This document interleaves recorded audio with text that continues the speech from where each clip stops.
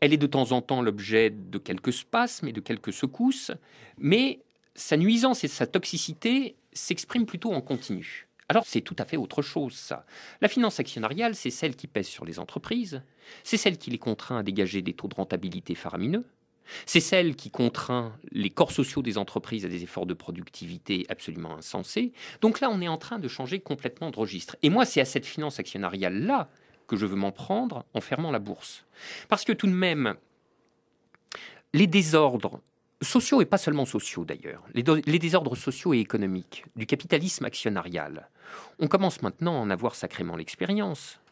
Je veux dire, c'est un spectacle qui ne nous est plus inconnu. D'une certaine manière, par exemple, là, on est en train de parler de Total à Dunkerque ou de Philips à Dreux. Bon, tous ces épisodes ont à voir avec la contrainte actionnariale. Donc ceci n'a rien à voir avec la finance des marchés spéculatifs, etc. C'est la contrainte actionnariale, ça. Alors là, il y a quand même un spectacle qui finit par froisser l'entendement et par donner envie d'y faire quelque chose. Alors moi, ça fait un moment déjà que cette question-là me turlupine. Bon, je dis ça, je ne suis pas le seul, hein, d'ailleurs. Il y a beaucoup de gens que ça concerne et même que ça concerne d'une manière beaucoup plus pratique que moi. Mais alors, à la place qui est la mienne dans la division du travail, ce que j'essaye de faire, c'est de mettre bout à bout 2 ou 3 idées qui permettrait de nous débarrasser de ça ou d'en modérer très significativement les effets. Bon, alors, il y a d'autres personnes à qui ça va déplaire, hein. Ça c'est bien entendu. Parce que c'est toujours... plutôt le petit nombre, donc on va dire qu'on s'en fout, hein, en première approximation. Oui, c'est pas toujours facile de faire le lien entre l'actionnaire et le salarié. Oui, hein. absolument. On fait pas toujours, on dit bon, après tout, moi j'ai mes petites économies, là, je vais pas les laisser pourrir. Oui. Et ben voilà, mon banquier me propose des trucs vachement bien, comment ça s'appelle? Ouh, ça va me rapporter tant. Voilà, c'est tout à fait, je deviens petit actionnaire, c'est pas pour autant que ça fait pas de moi un salaud, je suis un brave gars, etc.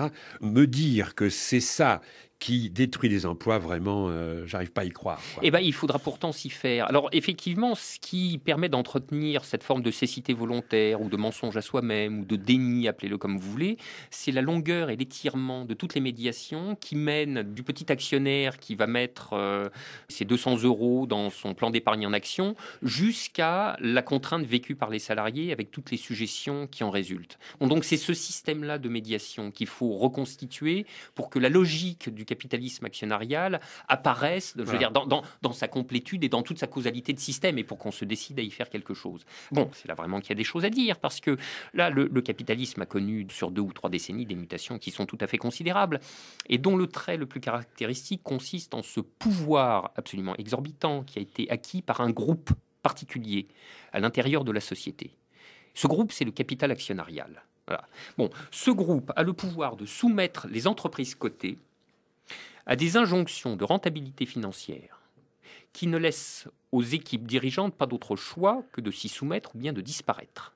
Alors, je voudrais insister sur cette différence faite entre les entreprises d'un côté, leurs équipes dirigeantes de l'autre. De même qu'il faudrait faire ailleurs la différence entre l'État et les gouvernants, ou d'une manière très générale entre les institutions et leurs occupants. Je fais cette différence-là, et j'y insiste, pour souligner le fait que ne pas satisfaire des objectifs de rendement délirants, ça n'est pas du tout une cause de disparition pour une entreprise. En revanche, c'est une cause de mort violente pour les équipes dirigeantes. Parce qu'en effet, pour une entreprise, rester en vie n'a jamais imposé de dégager des rentabilités financières de l'ordre de 15 à 20%. Il suffit de rester à trésorerie positive. C'est-à-dire, il faut être en état de payer ce qu'on doit. C'est tout bête, hein. Il ne faut pas tomber dans l'illiquidité et la cessation de paiement. Il faut être en état de faire face à tous ces engagements à payer. Et puis alors, il faut avoir, sur le moyen terme, ses comptes à l'équilibre, avec un petit profit si possible, en tout cas de quoi tenir sa position concurrentielle dans le marché considéré. Mais c'est tout, et pas davantage. En revanche, le patron du CAC 40, qui lui ne sort pas ses 15 ou 20% de rentabilité des capitaux propres l'an, alors lui, il va voir son cours de bourse massacré, et il se retrouve confronté à un risque d'OPA par un concurrent qui promettra aux actionnaires de faire mieux que lui. C'est-à-dire qu'il est confronté au risque d'être débarqué, lui et sa fine équipe. Alors là, évidemment, ça fouette les sangs, bien sûr, vous comprenez. C'est pas difficile à comprendre. C'est la persévérance dans l'être patronal et le plus puissant des mobiles des équipes dirigeantes pour mettre toutes leurs organisations sous tension afin de satisfaire les exigences actionnariales. Et comme cette menace est suprêmement efficace, puisqu'elle prend les patrons par leurs intérêts existentiels, et accessoirement monétaire d'ailleurs, hein, rien ne s'oppose à ce que ces exigences des actionnaires soient constamment relevées. Et donc la montée en puissance du capital actionnarial, on peut la lire au travers de la dérive historique de ces exigences.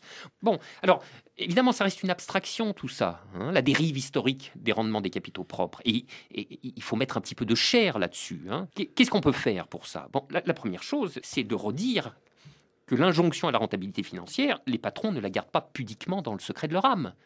Ils la passent généreusement aux salariés, à qui incombe en dernier ressort de faire tout le boulot, c'est-à-dire de dégager année après année les gains de productivité qui seront convertis en rentabilité pour l'actionnaire. Et on connaît toutes les contreparties de cet effort. Compression des coûts salariaux, réduction des effectifs, intensification des cadences, dégradation des conditions de travail, précarisation croissante, pour briser tous les noyaux de revendication salariale, puisque évidemment, ça, je veux dire, s'il y a de la revendication salariale, le profit va en être affecté, donc les rendements également, etc., etc. Et puis alors, il y a la deuxième chose, surtout, qu'on peut dire, alors qui prendrait la forme d'une question. Et la question, ça serait jusqu'où? Jusqu'où le capital actionnarial va-t-il intensifier son emprise sur les entreprises? C'est ça la question. Et la réponse, c'est que de cette intensification-là, nul ne voit le terme. Mais là, Frédéric Lordon, on parle des entreprises qui sont en bourse, mais l'essentiel de l'économie en France, c'est des PME qui ne sont pas cotées en bourse. Mais c'est ça le paradoxe le plus drôle.